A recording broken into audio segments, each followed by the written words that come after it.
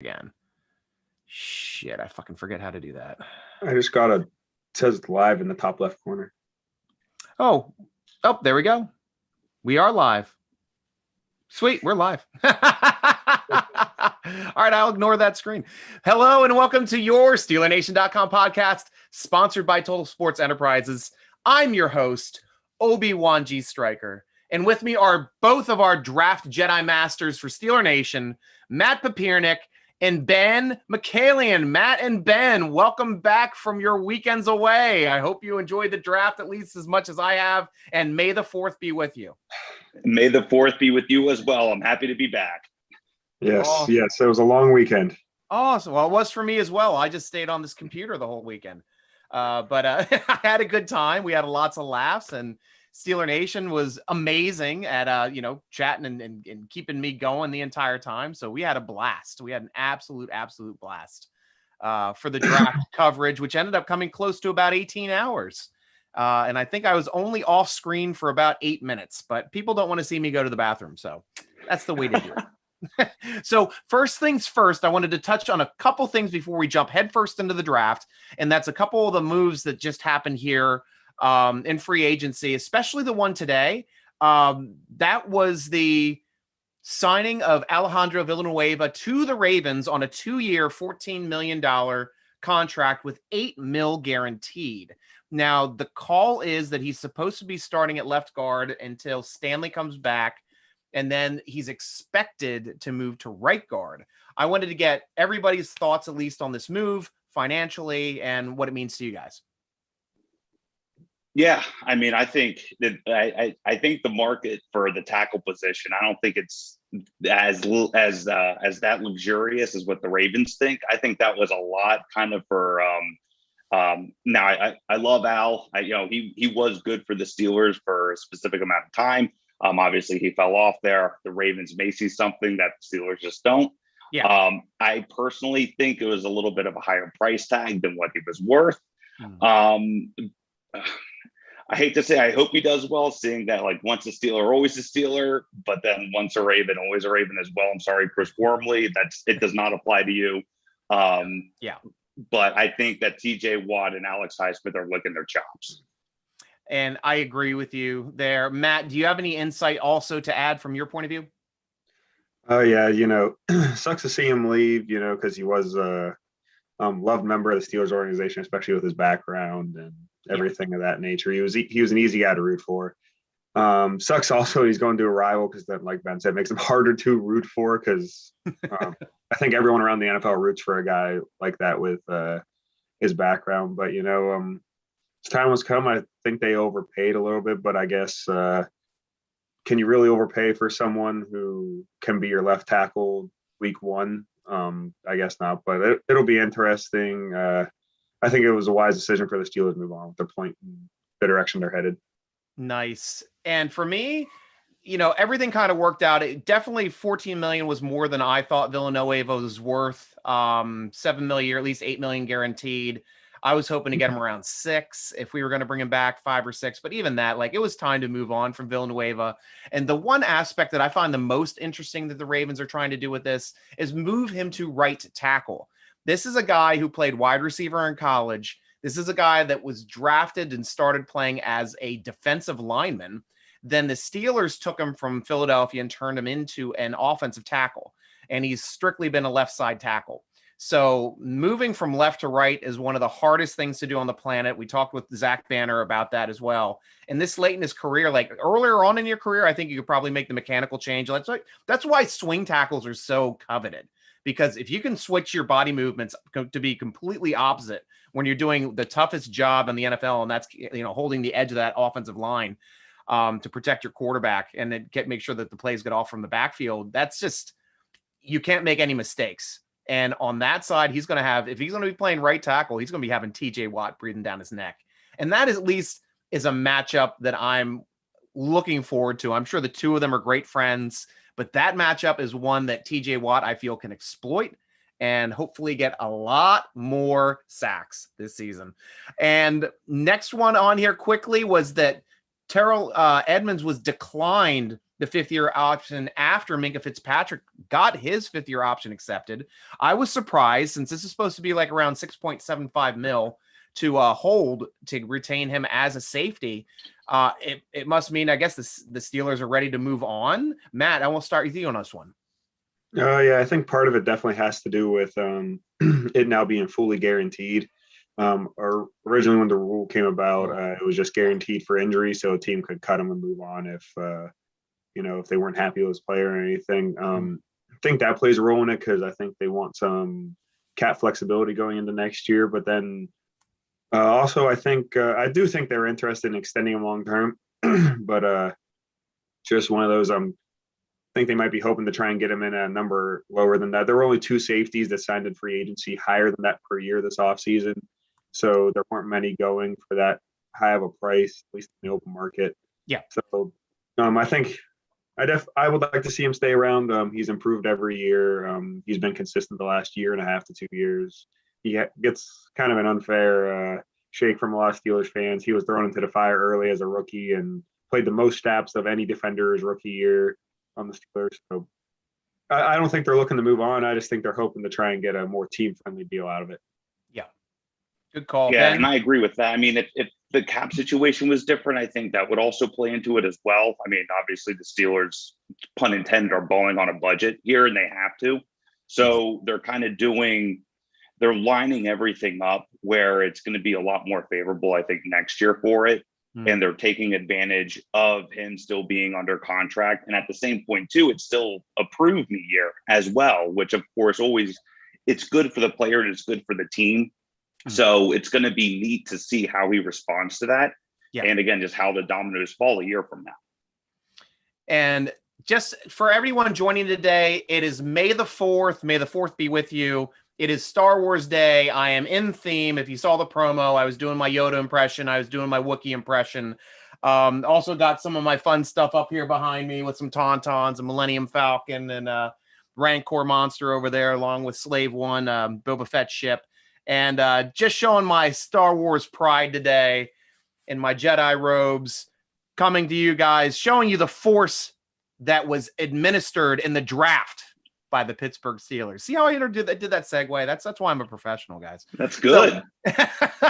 So let's start talking about the draft. This is why I have you guys on the show. You guys are awesome about talking about the draft. So first things first, number 1 pick, Najee Harris. I think, Ben, I at least got to talk to you about this early on day 2. Didn't you pop on? I think I had, or did you try to get on? It was early day 1. Early day 1. Yes. So we got to at least, we talked to Matt after the draft when it happened. I know, Matt, so we'll start with your impression. Matt, or Ben, Ben Kenobi, I want to know your impression of Najee Harris. I love it.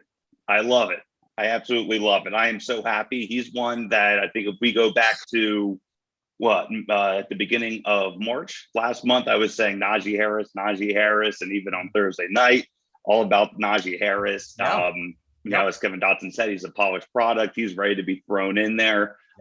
He is ready for some playing time, and he's a hungry player. I absolutely love it. Matt? Yeah, I like Harris. I like Harris a lot. I'm happy he's a Steeler. I'm gonna leave it at that. I'm gonna stay positive. I'm happy he's a Steeler. I think he's gonna do good things for them. He's gonna make some Pro Bowls. He's gonna really help revitalize their run game. And if that's the case, that's a win.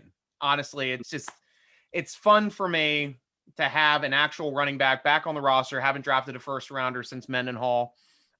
Before that, I think it was Tim Worley, which was not the reason to draft a first round. That one just didn't work out. Unfortunately, we didn't get Barry Sanders in that draft. It went just right before him. But this first rounder looks like a win, looks more talented than the running backs from the previous year's draft. So I can't be upset with it. I know I was kind of leaning toward ETN. I'm wrong. The pick is Harris. Steeler Nation, you were right. I was wrong. So thank you very much, Steeler Nation and the Steelers. But I was right on day 2. I started the show on day 2, the draft day, stating I think we're going to go lineman, but there's one player I would definitely take if he's on the board over any lineman, and that was Pat Freiermuth. So he ended up being on the board. Steelers took him, made me look like a genius. But who knows? I mean, I'm just throwing darts at a board. I don't claim that I'm intelligent and understand the draft thing. It's just what I thought was the right move for the Steelers. Turned out it was. So Matt, let's start with you on Pat Freiermuth. I love the pick a lot. They don't have much depth at tight end. I didn't think he was going to be there. And it worked out great because a lot of tight ends later in the draft went before the Steelers would have had a chance to pick them.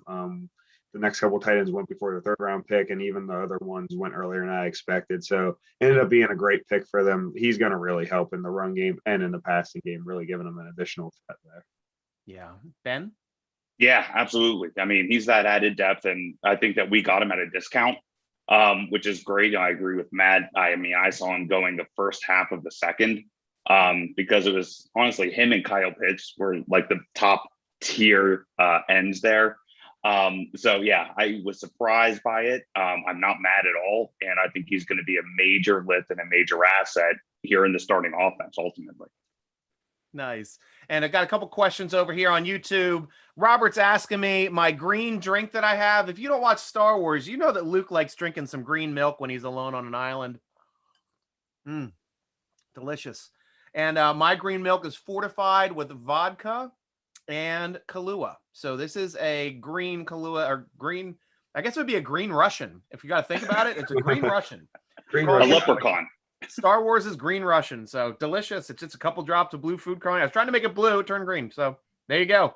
I love the Muth. I think that's going to be his new nickname anytime Pat catches a ball, because who can say Freiermuth? So like everybody is going to go Muth every time. I at least hope so. I'd love to have that move like Moose Johnson used to get over there in Dallas. I'm psyched for this pick. It's just more of a fun pick and at least a lot more talent. And I think this will help out Eric Ebron as well. And it's something that he needs. He needs somebody to help him in the blocking game. We can have him come in and then split out wide with all the crazy stuff that Canada loves to run, and let him be the receiver that we know and love him to be. So cheers. I hope this one works out. Next pick was Kendrick Green, the guard, listed as a guard out of Illinois. Ben, I'm going to start with you. Tell me, is this guy a guard? What is this guy? He's going to be drafted as a center. I mean, or he was drafted as a center. He's going to be used as a center. Okay. I mean, any more like an NFL coach, NFL scouts, they love to see any versatility along the line, as you were saying, with like a swing tackle. Yeah. It's very similar. He's there at the center position. He's going to be used as a center. Yeah. If there's an injury or a major gap there at any of the guard positions, he'll just slide in and we have JC there. But he's going to be a center. And Matt? Yeah, same. He primarily played guard throughout his career, but he played a couple games at center last year. I had him viewed as a guard coming out, so I didn't really have him on the Steelers' radar because they didn't really need a guard, and he was on the smaller side for a guard, and the Steelers love their big guards, evidenced by DeCastro and Dotson, and even before that, Ramon Foster. They're big boys. And Kendrick's a little smaller than that, but as a center, I like him a lot more there. He's athletic as can be, extremely explosive off the line, testing the 99th and 100th percentile in his jumps and explosive testing. So he's a mean football player too. They wanted physicality, they got physicality. Nice. And my cat is drinking my green drink. I've never seen her drink alcohol before, so we'll see how this is going to turn out for my cat. I personally, I saw at least in college that he played mostly left guard. Looks like he was in there in center for a bit as well, especially in the bowl game. And I think he also played center for Senior Bowl. Is that correct? At the back of my knowledge, correct? I believe so. Yes. So that would be the thing that would push him up to be the center, because that was the exchange. I'm like, yeah, Creed was on the board in the second round. A lot of Steeler Nation thought we were going Creed. We took Freiermuth because there's really no other tight ends past he and Pitts. That's it in this whole draft to me that were anything but a project. And, Steelers obviously rated it that way as well. Took their running back that they want, that they feel can start right away. Took their tight end that they know that they can at least contribute right away. And now this center who's going to be thrown into the mix with Hassenauer and BJ Finney. And we'll see may the best man be starting, and hopefully it's green like my drink. Cheers to you, Green. I'll drink a green drink in your honor. I like it. So the next pick, number 4, we went tackle.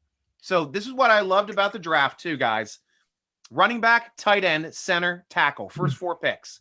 Rooney say, fix the run. You use first 4 picks in the draft for offense and offensive line. You're pushing to fix that running game. And this one being Dan Moore Jr., the offensive tackle out of Texas A&M. Matt, let me know what you think about this Aggie. I like him a lot. He had a wide variance of what people thought about him out there in the media. So I've seen him anywhere from 2nd round to the 6th, 7th round, and where people ranked him. But I like him a lot. Just like Green, and just like how the Steelers want. He's physical. He's tough. He's a mean SOB, and he's gonna really, try and insert himself out there. Obviously, I don't think he'll start year 1. He has some work to do. Needs to work on some of his technique and things like that, and with his hand usage and footwork. But he can probably be a good swing tackle to start the year. Him and Haig can fight that one out. But I think in a year or 2, he could really be someone that can contribute, possibly even start. I think early on he could even be that 6th offensive lineman because of how tough and physical he is as a run blocker, kind of like how that Zach Banner was two years ago. That's big, and that's something that the Steelers needed because Hawkins was not cutting the mustard last year. Ben, your thoughts here on the newest tackle, Moore Jr.? Yeah, I agree. I don't think he was drafted as a starter. I mean, obviously that's why he fell so much as far as he did. But yeah, and I agree with Matt where he was really all over mock drafts and where he's going to fall, all those projections. And I guess it's fitting that the average is right there in the middle, and that's where we got him. So here we are, case in point. Yeah, we learned last year how valuable any depth is really at the offensive line, specifically in the tackle position, especially with how many motions we are going to see from Matt Canada. Yeah. And he was already playing in a pro style offense as well there at A&M. So I think from an offensive scheme standpoint, it could be fluidless. But I see him being that second, we'll see how many camp and training camp go, but even like that second stringer as well. Nice. And then the next pick in the draft, Steelers went right back. They went from one Aggie to another Aggie and picked up the inside linebacker from Texas A&M, Buddy Johnson. So 2 Aggies taken in the 4th round. Ben, I'm starting with you. What is your take on this, on Buddy Johnson, this inside linebacker? So we lost a buddy in free agency and we gained a buddy in the draft. So that's the way I see it. Always bright side. I like him. He's not going to be, I think, a starter year 1, being there at the inside linebacker position. He's going to be having to duke it out with your Spillane, your Williams, those guys. I think he's going to be good in more so, the run blocking, collapsing on the line, really, those blitz packages, those types of things. Based off of what I've seen, his coverage needs work, but that's something that is able to be coached. And being in a locker room full of veterans, you're going to be getting coached up 24/7, 365. So I'm not worried about that. But I think, he's going to be that added depth here this year. And then, as we see the changing of the guard, the Steelers are going to see him as their number 1 there. I think it's going to be directly next to Devin Bush. Nice. Yeah. And Matt, your take on Buddy? Yeah, he reminds me of Vince Williams 2.0. He's a short, stockier linebacker who just hits and brings power into the run game, plays run defense very well. He's more athletic than Vince Williams was coming out. He's a very good athlete, very quick, offers a little more sideline to sideline speed than Williams did. And as we saw, Williams, even Vince was able to add the coverage to his repertoire a little later in his career, and I think Buddy can do the same. I had him a little lower on my board just because he kind of is a 2-down linebacker at this point, but he tested really well, so I think that pushed him up some boards. Overall, I like the pick. Nice. Yeah. And Kenneth Beamer, you love that pick too, man. Good seeing you on there. Good to see you, Tim, Carlos, Robert, everybody jumping on here on YouTube. Guys, chime in. We've got a live show right now. If you got any questions, comments, concerns, throw it on here. Round 5, our next pick was an interesting one. We didn't have a round 5 pick.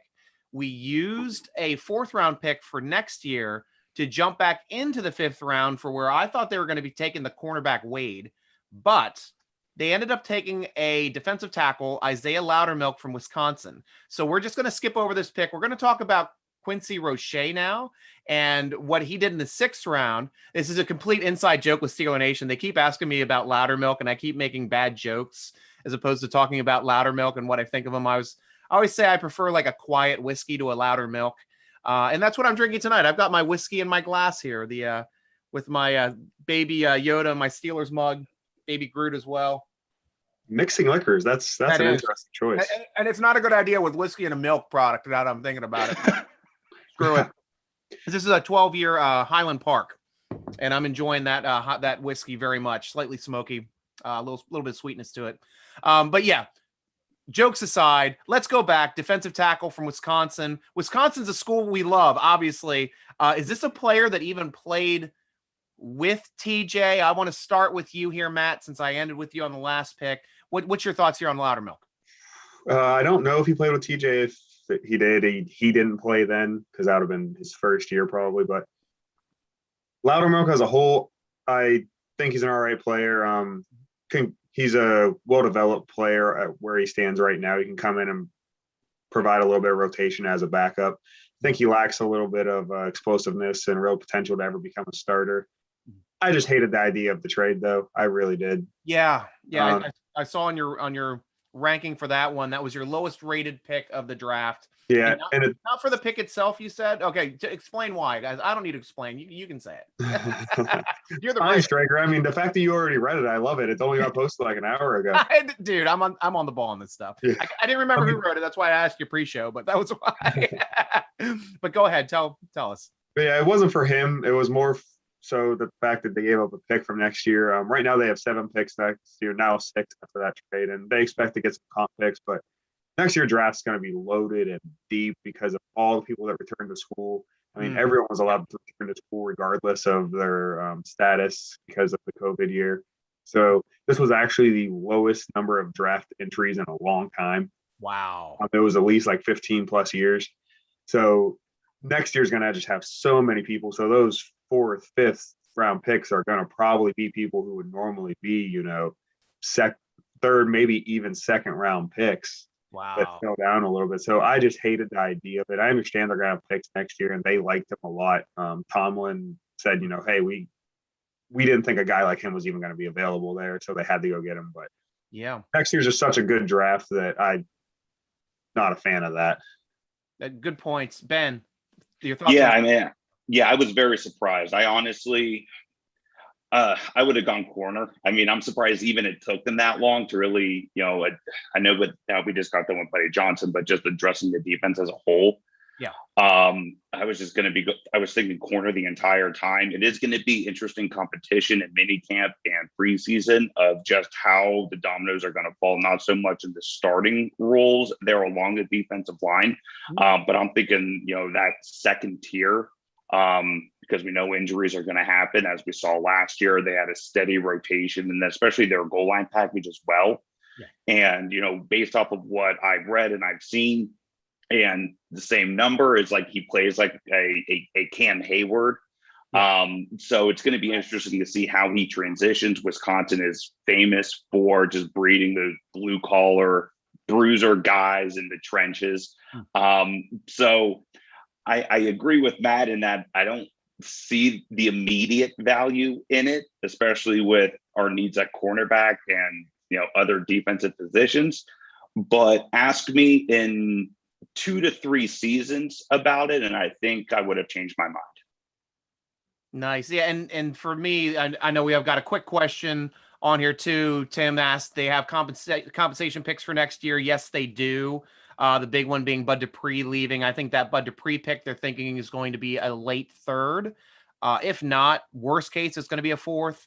But that's what they were thinking. They're like, well, we can give up our 4th. We're getting an extra pick next year.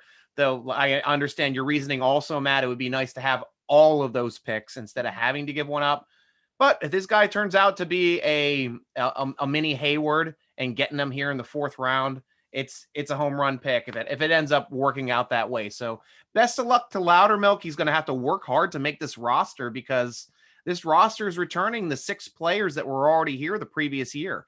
So with the starters being Hayward and Tuitt and Alualu, and then right behind it, you've got Bugs, you got Davis, and you've got Wormley. So that's a tough rotation to break. So we'll see if they keep 7 this year. They might. Or if he might beat out one of the other ones. Maybe he beats out Wormley or Bugs or Davis. We'll have to see how the camp battles shape up for this year. But the next pick, which I alluded to already, Quincy Roche, linebacker out of Miami, played 3 years in Temple. This guy looks pretty interesting to the naked eye if you look at his highlight reel. Ben, what are you thinking on Mr. Roche? Outside of Najee Harris, he was the other best pick, I think, of this year's draft for the Steelers. And I think overall. He played behind some great guys at Miami. So it's no question that he was the 3rd best there, on their depth chart. He was listed as an edge, and he plays like that. He's going to be playing more so, I think, of that outside linebacker position.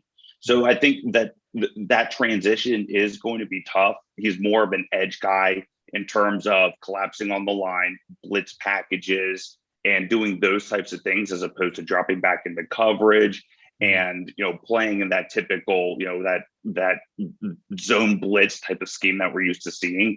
But he is a gamer. He hits hard. He makes you think twice about running in his direction on the line. And I cannot wait to see what he can do in Pittsburgh. Nice. Matt? Yeah, I like the pick a lot. It was probably my favorite pick of the draft for the Steelers. Nice. I'm not gonna say probably. It was my favorite pick of the draft. Wow. I love this pick. I had him as like a late 3rd round pick, maybe early 4th. I had him in my top 100 ranked, so I love him a lot. He's just a football player. He great technique, just knows how to get to the quarterback, just knows how to make plays. He's a little smaller than some of the other guys, being only 6'3", about 245, a little smaller. I think Highsmith was similar coming out, but he definitely looks bigger than Roche does coming out. But like I said, he's a football player. Sometimes you just got to look past some of the size and testing numbers, just say, this guy knows how to play football. And he proved it at Temple for 3 years where he dominated, and then proved he belonged continuing to do it at Miami, especially considering he had some other names there with him. Yeah, like 57 or 59 tackles for a loss in his collegiate career. That's some serious numbers this kid's putting up. So I'm looking forward to seeing him hit the team. And also there's very little depth. He's probably going to be sticking to this roster pretty easily, with Cassius Marsh being the only backup really behind TJ and Highsmith. And Brian Brown saying Roche is a beast, modern day JJ Watt pick. What a steal. So Matt's loving that pick too. Good chime in there too, Brian. Thanks for joining the show. I know Emil Jenkins too, like in the center. Kenneth Beamer, a little pouncy. We got the stuff going on. So we all miss Bud too there, Amelia. I'm with you there. So next pick we have up here in the 7th round. Now we're the first of our 2 7th round picks. Steelers finally address cornerback and Trey Norwood out of Oklahoma. At least, hey, it's a Power 5 conference. Probably a senior, I imagine. Matt, what type of cornerback is Trey? He's definitely a slot cornerback. He really didn't play much on the outside. He dabbled a little bit of safety too, so he can kind of give you that versatility. Oh, neat. He struggled a little bit this year, inconsistency, but he was recovering from a torn ACL the previous year, so he wasn't at really full strength. You can kind of see, especially early in the year, he was a little inconsistent. But he made some big plays, had 5 interceptions, picked off Kyle Trask in the bowl game. He's definitely a splash player. He's another one of those guys you can't look at his numbers on the sheet because he's smaller, didn't test well. You got to just watch him play, and you can tell he just has a knack for finding the football, for making plays. And I like it. I wish they would have got someone with a little more inside-outside versatility. I don't think he can play on the outside. He never really had a whole lot in college. Just in case the Cameron Sutton experiment on the outside doesn't work out, they have to move him back inside. It would be nice to have someone that they can have more depth on the outside. But overall, not mad about the pick, especially here in the 7th round. I think he has upside, and in a year or two could definitely fill in some of that slot role. Nice. And Ben? Yeah, now I thought, and please correct me if I'm wrong out there, I thought he was listed as a safety. I know he played at least last year, a lot at the safety position. He put up, some decent numbers in terms of interception. It seems like he was just around the ball whenever, on really any play. Yeah. So I don't know if the Steelers kind of picked him up as that, Edmonds fallback plan. I think he plays though more as like a free safety as opposed to strong safety, which is where Edmonds is. So I think that transition is going to be tough because he's pretty undersized for that. Yeah. But yeah, I mean, he does have that versatility where if the Steelers need that slot corner, that inside corner, he could adapt to it. But I wouldn't be surprised to see him start more as that backup safety or special team. Yeah, unfortunately, he did play a decent amount of safety this year, but unfortunately, he just doesn't have the size to be that Edmonds backup who was in the box a lot. He's not a tremendous tackler. I mean, even Mike Hilton, even though he was small, I think he would have been okay at safety just because he was a fearless tackler. Yeah. Norwood doesn't necessarily have that, at least yet. Maybe, who knows? That's just one of those skills that's kind of always been hard to teach, in my opinion, is just the fearlessness going and hitting someone. And that was odd too. Like as we were working through the draft, they did have Norwood listed as a safety on ESPN and then promptly changed it to cornerback once we drafted him.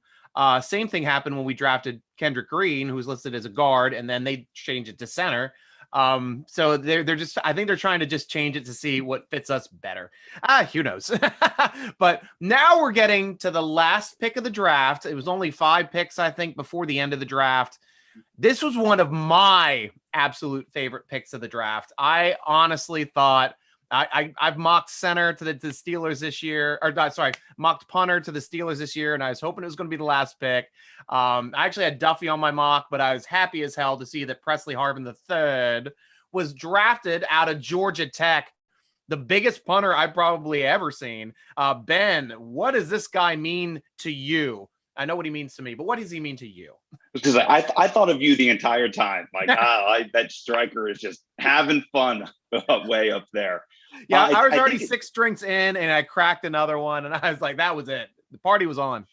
As you should. Yeah. I like it. I think, and I highlighted him here yesterday. I mean, the Steelers, if you think about just the overall Steelers team, the punting game has really been lackluster. I mean, I'm not saying that Jordan Berry is bad.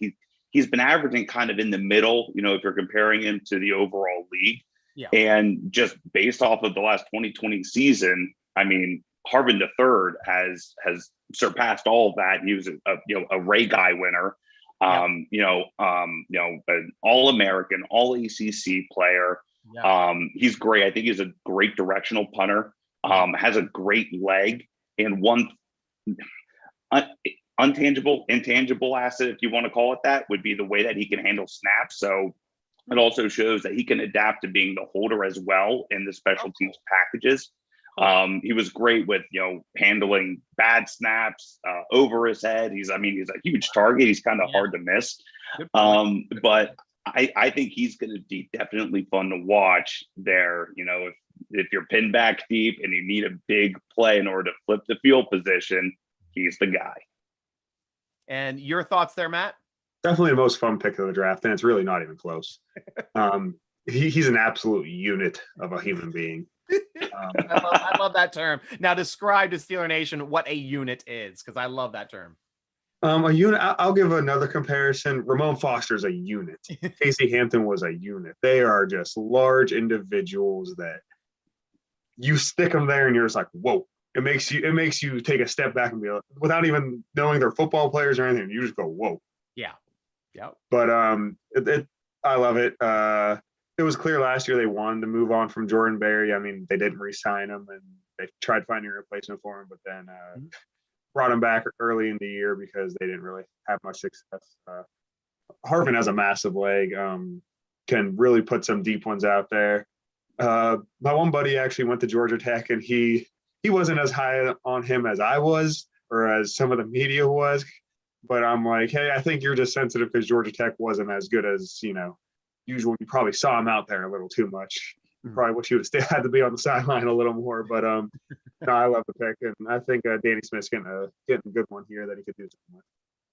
Nice. And for me, I mean, I was going to mention this, but Scotty Drippin over there on YouTube, he can throw. And I did see that highlight also of Percy Harvin dropping that dime, that 40-yard bomb down the sideline. Really great throw. So looking forward to seeing him help out, possibly with mixing some things up in special teams, maybe some gadget plays, maybe some fake punts coming in here too. I mean, don't get me wrong, I was a Barry guy. I love the Aussie roll. I love the Aussie punters with it because Barry never got touchbacks. Touchbacks were rare for Barry. Mm-hmm. So that's a big thing too with the Steelers. They like it when we're not giving them an extra 20 yards of field position. And if we can help that out, then if this guy can do it and help us with being a directional kicker as opposed to a coffin kicker, it'll be really, really interesting to see. And so now we've covered the entire draft. I think now probably do you want to talk about the draft grades? Should we walk through the undrafted rookie free agents first?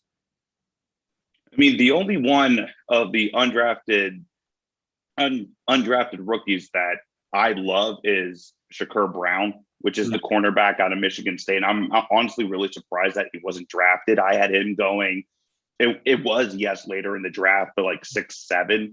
And to see him go undrafted absolutely shocked me. I don't know if there was something else out there, if there's a nagging injury that we just don't know about.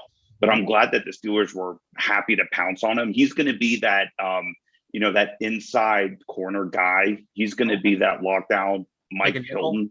Yeah. Right. Yes. Nice. And I think it's going to be a great fit for him. He's a yard dog. He's a hitter. He is extremely willing and ready here to get after it. So everyone out there, he was my favorite signing there after the draft. Oh yeah, he was definitely he made the undrafted free agent class good by himself. Wow. I'd be shocked if he doesn't make the roster. Like you said, he's a physical player. Primarily plays in the slot, has a little bit of versatility to go inside, outside, even in a pinch. I love him. I had him in my top 150 at the very back, I think in the high 140s. I thought he was going to be like a 5th round pick, maybe a 4th, just because he was kind of niche in the slot. Yeah. A little bit, but he's tough, physical. I like him a lot. Got to see him play a little bit out of Michigan State. I think they did well with their undrafted free agents. They went after the positions they didn't really get to fill high in the drafts, which was edge and cornerbacks and secondary as a whole. And even their wide receivers, considering this the first year they didn't draft wide receivers. And I think it's been quite a while. So I think they did a good job getting the people that they weren't able to get to in draft and getting some names that I think have a chance to make the roster. And I thought it was interesting that the only undrafted rookie free agents picked up were either a cornerback, a linebacker, a wide receiver, or a safety. So they only addressed the secondary, the wide receiver position, and linebacker as well. And these obviously look more like special teams player. Let's just touch on them quickly. We'll touch on the other corner that they picked up. That was Mark Gilbert out of Duke. Matt, did you hear anything about Gilbert, or can you tell Steeler Nation a little bit about him? I really didn't evaluate him much before, but I read up on him after. The reason I didn't evaluate him, there wasn't much to evaluate.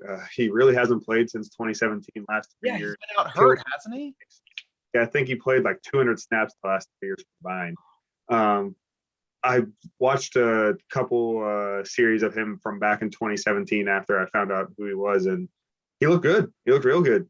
But, after injuries, you really don't know what he's going to be like. So, I mean, I'm fine with it as a dart throw. Nice. And Ben? Yeah, I agree. I mean, if it wasn't for, the injury bug, I mean, he would have been drafted, I think. Okay. But I mean, it's a part of the game. You got to play into it. So, I mean, I might say it's a great low risk, high reward play. Nice. And this is the thing too. This is what I like about the Steelers style of drafting now. They used to sometimes take a chance on that injured player, hoping that he'd come around with like a mid-round pick, maybe a late round pick. But now they're like, everybody that we're drafting within our picks is healthy, good players can play. And they're using kind of undrafted rookie free agency to say, maybe we can find a diamond in the rough here. Maybe this is where we're going to take our flyers on these injured players, see if they can stick around. Now, we'll just go by position. I think it'll be easier just to do a couple at a time since everybody's kind of grouped into groups of two. So we'll stick in the secondary. Donovan Steiner, safety out of Florida. Lamont Wade, safety out of Penn State.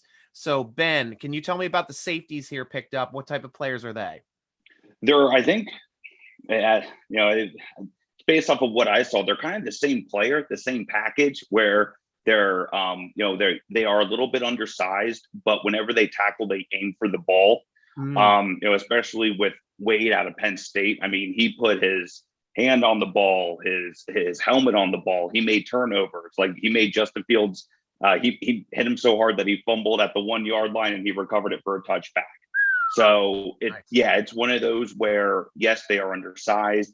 They're definitely going to have some growing up to do. They are going to have some competition, I think, as they move into that 53-man roster.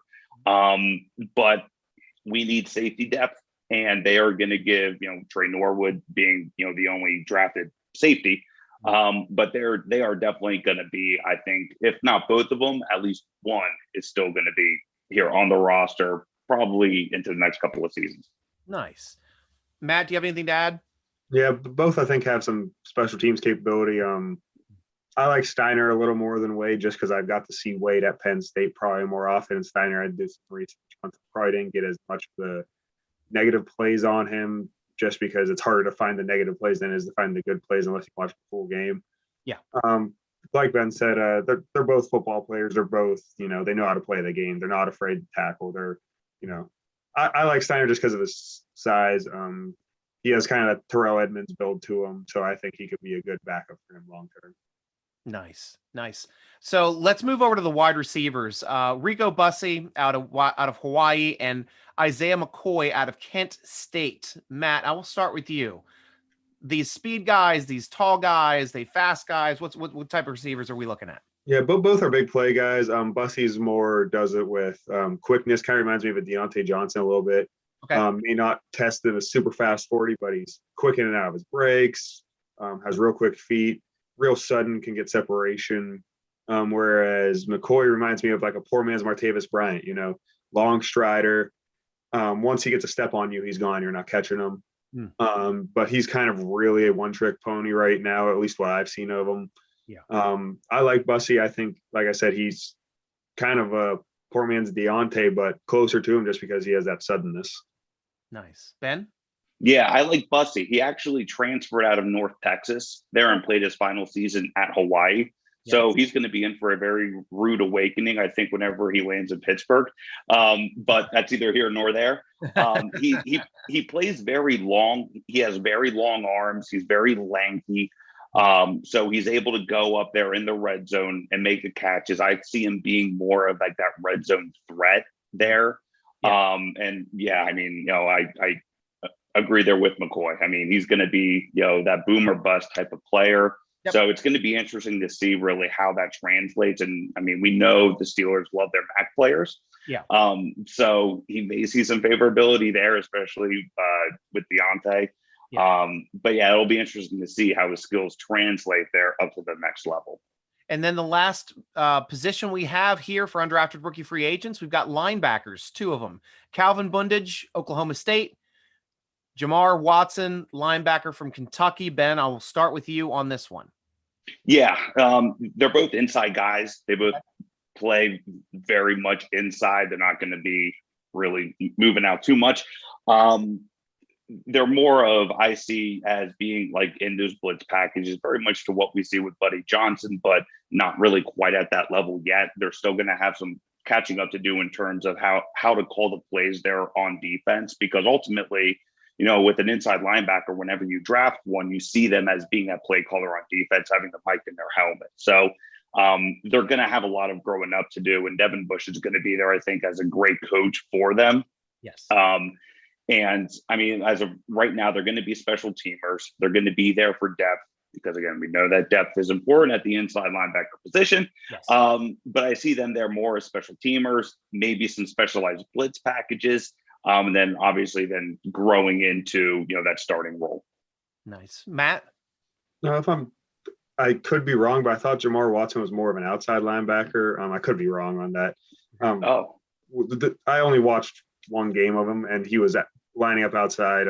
He got a sack out there, so I could be wrong. But I know a little bit more about him just because he went to Kentucky, and me living down in Cincinnati, everyone talks about freaking Kentucky. Yeah. I feel like I'm in Kentucky, and it drives me up a wall. You're in Cincinnati, you know that. I live 35 minutes from the damn border, and I can't even freaking. I lived closer to Pennsylvania when I lived in Youngstown, Ohio. Yep. Kentucky, but no, I was still Ohio. Yeah, right. But yeah, Watson, I think, has a little bit of a leg up if he does have that pass rush ability.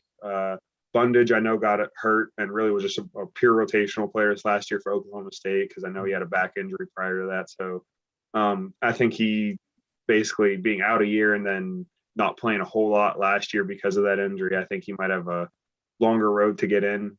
But it's good to see them at least addressing those positions with some depth there. But they did get Buddy Johnson in the draft. So, I mean, they have a deep room there now. Nice. And Steeler Nation, last chance to get in some questions here. We're going to be going to questions very soon. We just got a couple things to talk about here. Tim Y, I wanted to say you made an interesting point. Just watch that short video on Steeler Nation site today on our Steeler Nation YouTube, www.youtube.com/Steeler Nation. Today with Noel taking Jerry Glanville's ego down a few notches. And that was amazing. Bill Wyshynski put that up. He did an article on that as well. Go over to SteelerNation.com. You can read that article that's paired to that video. It's an interesting piece just to see Noel get all fired up when he thought Jerry Glanville's players were taking cheap shots at his players. And that's one of the few times in NFL history you'd ever seen any emotion out of Chuck Noll, who was just so freaking stoic. But yeah, that's a really, really neat moment for Steeler fans to be able to see something like that out of old Coach Chaz, the Emperor Chaz. So we had a couple moves here then too, due to the draft. Steelers waived tight end Charles Jones. I really didn't know or remember that player. And punter Corliss Waitman, who was on the roster last year. It looked like he had a shot of getting in there because I heard that he could also I thought the reason that we put him on the COVID roster was that he could punt and kick. And then when Boz got hurt, we brought in a different kicker. We didn't go with him. So evidently he can't kick. So punting is all he can do. Anybody know these players? At least, I mean, we all kind of knew Waitman, but weigh in at least on these players that the Steelers dropped. Matt, I can start with you. If I'm not mistaken, I believe he could do kickoffs. He wasn't the best place kicker. Good call. Place kicker is definitely probably harder than kickoffs, at least I would think. Yeah, indeed. A little smaller of an aiming target. So, truth.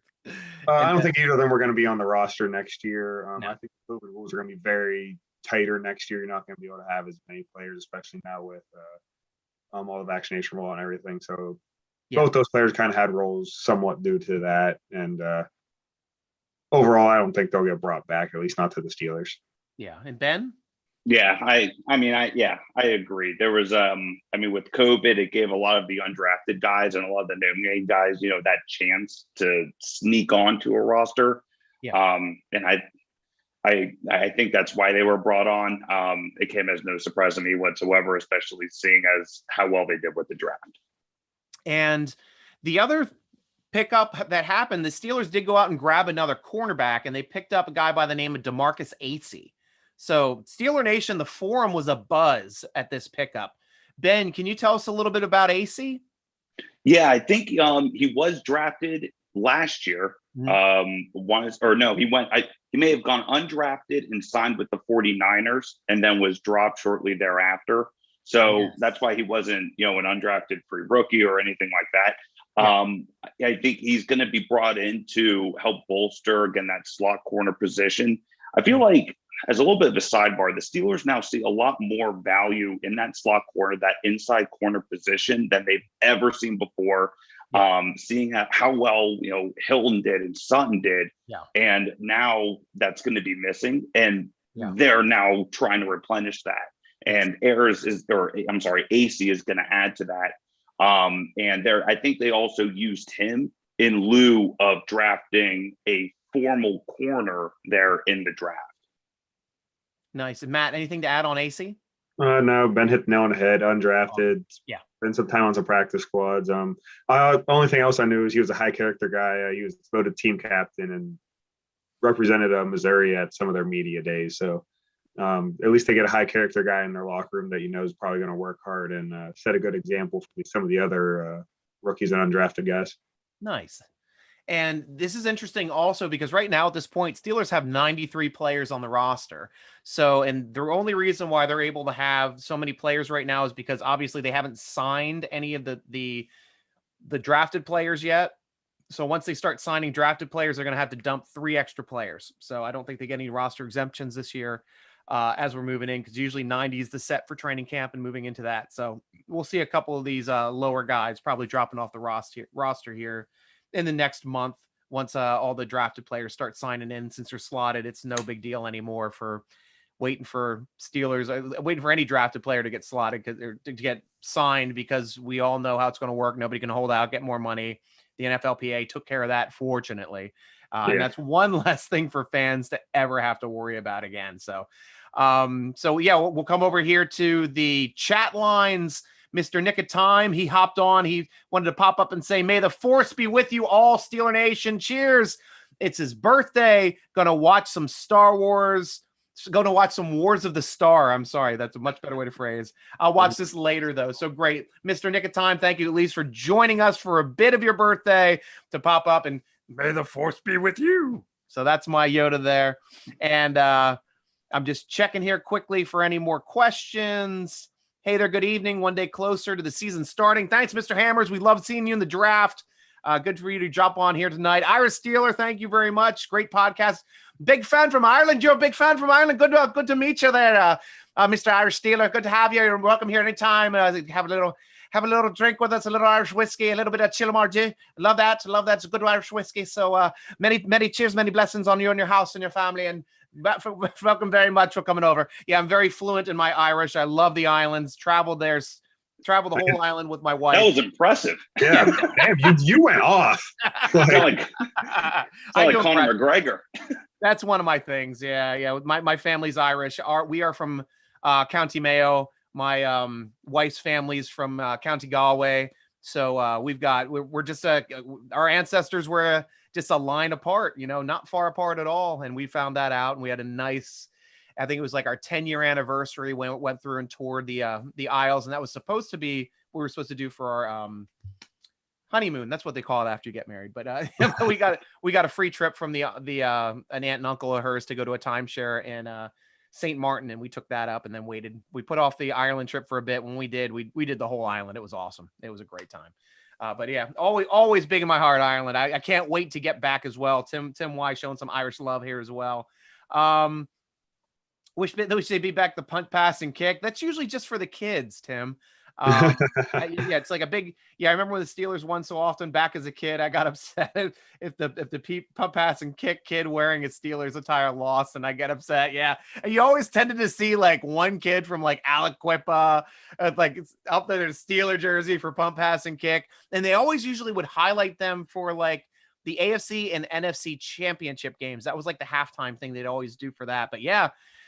Getting rid of them to put up some bad music and crap like that now. So, so now we got some questions from Steeler Nation. Cheers to you, Steeler Nation. I'm having some Irish whiskey, and actually, I'm having some Scots whiskey. So I'm having some. I got to change the accent here. So I have some Scots whiskey, and that's with the Steeler one. And Kenneth Beamer asked, so are you guys liking our new tight end over Ebron? I'm loving it. Is this an over thing for you guys, or is this like more tight end talent making the room better? Matt, what's your thought? I don't think it's over Ebron, especially not this year. Tight end's a hard position to come in and truly be that week one starter in the NFL. Most people need a year or two, unless you're like Kyle Pitts. I think he might be a week one starter, just a hint.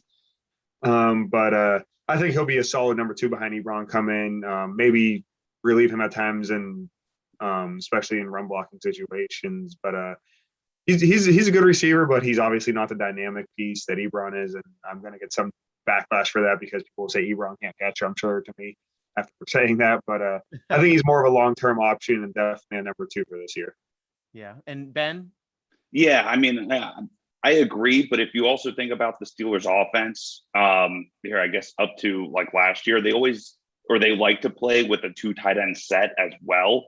Yeah. So like the whole stacking on the depth chart is kind of out the window because they're going to play, Ebron in the slot, Muth there on the line, or vice versa. Yeah. So they're each going to get their own, their own snaps, their own catches, everything like that. So it's going to be Ebron number 1, but that's not going to really play into Muth's any of his playing time. Yeah, I'm kind of frustrated they didn't do that more with Vance last year. Yeah. Me too. So yeah, with me also, like, there's no way in my mind that I see Muth starting right away unless Ebron got hurt. Come on in.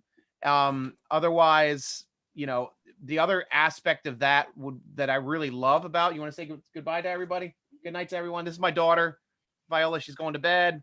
She's loving Star Wars Day. She had her Star Wars shirt on all day today. So, but night. But the one thing that I love about Muth is it came out that has never dropped a pass in his collegiate career. Oh, wow.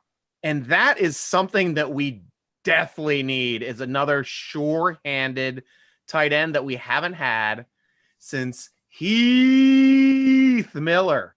That was the last sure-handed catcher we had. And I even love Bruner's hands before him.